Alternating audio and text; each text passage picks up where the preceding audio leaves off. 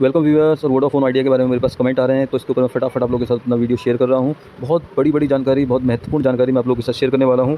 So complete video देखिएगा, आपको समझ में आ जाएगा कब प्रॉफिट बुक करना है, कहाँ टारगेट हो सकता है। जो भी मेरा एनालिसिस है वो मैं एजुकेशनल पर्पज़ के लिए आप लोगों के साथ शेयर कर रहा हूँ। जो लोग नए हैं उनसे कहूँगा पूरा वीडियो देखिएगा, आपको समझ में आ जाएगा किस लेवल का एनालिसिस मिलने वाला है, और सब्सक्राइब करके जाना। फिर ऑलरेडी मैं इसके अंदर बहुत सारे स्टॉक के ऊपर वीडियो बना के शेयर कर चुका हूँ, चाहे वो ब्राइटकॉन ग्रुप हो, आलोक इंडस्ट्रीज हो, IRFC हो, यस बैंक हो, ट्राइडेंट हो, विकास लाइफ केयर हो, रिलायंस हो। इतने सारे वीडियो ऑलरेडी मैंने कल की डेट में अपलोड करे हुए हैं। तो जिसके पास ये स्टॉक है उनको देख लेना, जिसके पास कोई अलग स्टॉक है मुझे कमेंट करके बताना, मैं इस पर वीडियो बना दूंगा। पहले दोस्तों न्यूज़ देख लेते हैं, उसके बाद टेक्निकल टारगेट वाले में बात करेंगे। देखिए, वोडाफोन आइडिया बढ़ तो रहा है, लेकिन आप लोगों को लग रहा होगा कि इसकी वजह से बढ़ा है, उसकी वजह से बढ़ा है। नहीं, इसके अंदर जो मल्टीपल फैक्टर है बढ़ने के। अब मैं एक एक करके गिनवाता हूँ। देखो, सबसे बड़े फैक्टर तो न्यूज़ ही है। सबसे पहले क्या फैक्टर आया था आप लोगों को पता होगा, तो इसकी क्रेडिट रेटिंग जो है रिवाइज हुई थी, अपग्रेड हुई थी। जाहिर सी बात है, अगर इसकी लेन देन की जो क्षमता है वो बढ़ जाती है कि भैया ये जो है बैलेंस शीट आने वाले टाइम में इंप्रूवमेंट दिखेगा, तो जाहिर सी बात है ये मार्केट ने इसको पॉजिटिव लिया। कोई बड़ी एजेंसी इसको अगर अपग्रेड करेगी तो जाहिर सी बात है तब से ये थोड़ा सा रैली देना स्टार्ट कर दिया। लेकिन पर्टिकुलर एक रेटिंग की वजह से नहीं बढ़ रहा है, इसके अंदर मल्टीपल न्यूज़ आई हैं। फटाफट न्यूज़ देख लेते हैं, बहुत सारी हैं। सो फटाफट देखते हैं, आप गिनते जाना। देखिए, मेटा के साथ ये ऑलरेडी काम काज कर रहे हैं, तो ये भी पॉजिटिव है। मेटा बहुत बड़ी कंपनी है, इनके जो सब्सक्राइबर गेन है वो बढ़ा है, ये सबसे बड़ा पॉजिटिव है इस पर्टिकुलर स्टॉक के लिए। पहले न्यूज़ें आ रही थी बहुत पहले कि भाई अब इतने सब्सक्राइबर बेस कम हो गया, अब इतना हो गया। अब अपोजिट खबर आ रही है, मतलब स्टॉक के लिए पॉजिटिव है कि अब इतना सब्सक्राइबर बेस बढ़ गया, सब बढ़ गया। तो ये पॉजिटिव है, कस्टमर बढ़ेंगे, बिजनेस बाय डिफ़ॉल्ट बढ़ेगा। और भी न्यूज़ आई, आदित्य बिरला ग्रुप की कंपनी, इसके अंदर 4730 730 करोड़ का पैसे लगाने वाली है, ये भी पॉजिटिव है। इनका जो टारगेट है कैश फ्लो का वो 1 लाख करोड़ का है नेक्स्ट 3 साल के अंदर। तो इससे थोड़ा सा फ्यूचर प्रोस्पेक्टिव भी दिखता है कि भैया हाँ, कंपनी आगे 3 साल में क्या करेगी, क्या सोच रही है, कैसे एक्सपेंड करने वाली है। ये भी एक अनुमान लगता है इससे कि भैया जब 3 साल का ऑलरेडी कैश फ्लो बढ़ा रहे हैं, कैश इन हैंड अच्छा खासा होगा हाथ में, जाहिर सी बात है खर्चा भी करेंगे, और जो मार्केटिंग कह लो या जो पॉसिबिलिटीज़ हैं उसको ये ट्राई कर सकते हैं, पैसे होंगे हाथ में। तो ये भी बहुत पॉजिटिव न्यूज़ है। साथ साथ जो इनका AGR ड्यू का रीअसेसमेंट हुआ था, पहले जो इनके ऊपर ड्यू आ रहा था वो था 87,000 करोड़, और अब उसके बाद रीअसेसमेंट के बाद आया 64,000 करोड़। तो कम से कम 20-22 हज़ार करोड़ इनके कम हो गए। ये सबसे बड़ी सॉलिड बड़ी न्यूज़ है। कहीं कहीं तो ये भी चल रहा है कि 500 मिलियन लगाएंगे।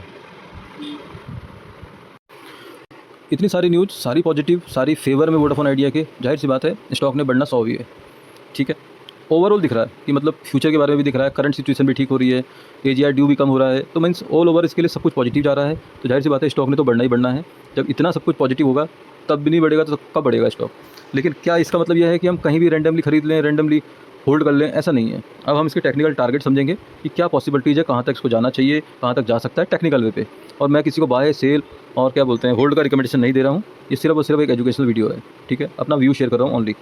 तो मंथली चार्ट पे हमें साफ साफ दिख रहा है कि बहुत बुलिश कैंडल बनी है, और जो नेक्स्ट कैंडल बन रही है उसने इसका हाई भी तोड़ दिया है। तो जाहिर सी बात है आगे जाने का पोटेंशियल और हाई है।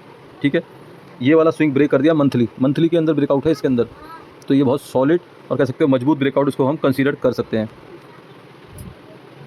अब जरा यहाँ पर वीडियो जरा ध्यान से सुनना, क्योंकि सबसे मेन पॉइंट यहाँ पर डिस्कस होने वाला है। अभी वीकली चार्ट है, जिसके पास है उसको क्या करना है, जो नई एंट्री करना चाहता है उसको क्या करना है, यही तो सुनना चाहते हो आप लोग।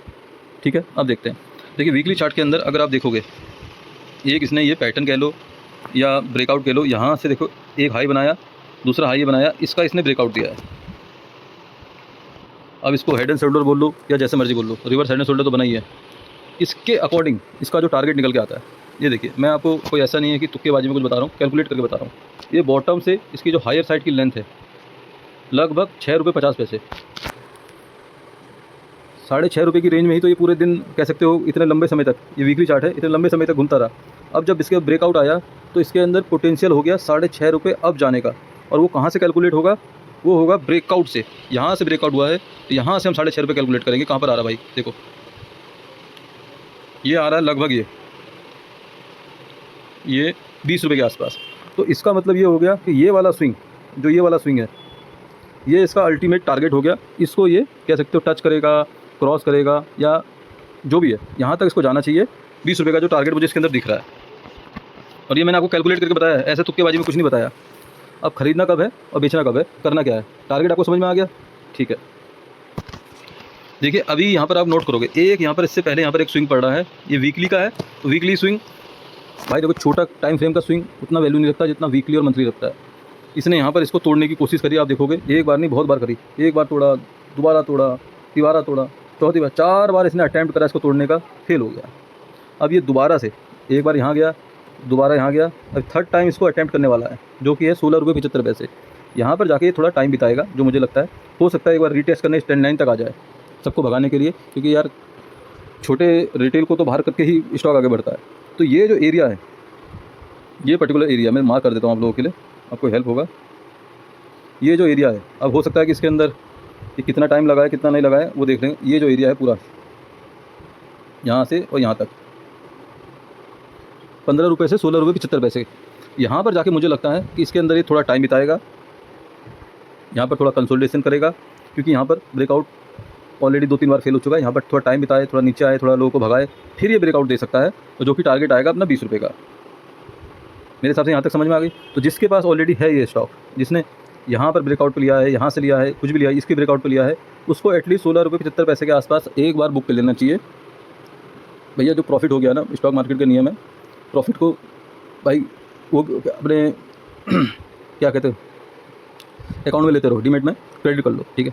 उसके बाद थोड़ा सा यहाँ पर टाइम बिताए, रिट्रेसमेंट ले, अभी ग्लोबल सेंटीमेंट भी ख़राब है, उसी की वजह से थोड़ा डाउन गैप डाउन खुल सकता है, जो भी है। यहाँ पर जब आपको लगे टाइम बिता रहा है, यहाँ पर जा रहा है, जैसे ही 14 रुपये 15 रुपये के आसपास आए, फिर यहाँ पर एंट्री मारी, फिर यहाँ पर 17 के आसपास बेचा, ये करना पड़ेगा। 2-3 दिन यहाँ पर लगाएगा, या हो सकता है ये वीकली चार्ट है तो 1-2 वीक लगा लें यहाँ पर। तो यहाँ पर डरना नहीं है, यहाँ पर जितना बड़ा कंसोलिडेशन होगा उतना बड़ा ब्रेकआउट आएगा इसके ऊपर, क्योंकि फ्यूचर प्रोस्पेक्टिव से स्टॉक बहुत बढ़िया दिख रहा है मुझे। अब इसकी अगर 1-2 बैलेंस शीट और अच्छी आ गई तो फिर इसको मल्टीबैगर बनने से कोई नहीं रोक सकता, ठीक है। लंबे समय की बात कर रहा हूँ मैं। तो जिसके पास है उसको 16.75 पे बुक कर लेना चाहिए। जिसके पास नहीं है, जो नई एंट्री का दिख रहा है 15 रुपये के आसपास, यहाँ पर थोड़ा सा 1-आध दिन रुके, वहाँ पर एंट्री ले लेना, और 16.75 का टारगेट के लिए अगर प्लान कर सकते हैं, बहुत छोटा टारगेट है वो देख लेना। और जो बड़ा टारगेट आएगा वो 16.75 के ऊपर क्लोजिंग कर दे, तो उसके बाद फिर 20 रुपये के लिए इसके अंदर बैठ सकते हो। तो ये अल्टीमेटली मुझे दिख रहा है इसके अंदर, और तब तक ये वैलिड रहेगा जब तक ये इस ट्रेंड लाइन के ऊपर है। ये जो ट्रेंड लाइन जा रही है ना, इसके ऊपर है, स्टॉक बुलिश है। हो सकता है इसके नीचे तक आए फिर ऐसे चले जाए, ये भी पॉसिबिलिटीज है। डराना काम होता है स्टॉक का। तो बात समझ में आए तो वीडियो को लाइक, चैनल को सब्सक्राइब जरूर करके जाना। Thank you very much.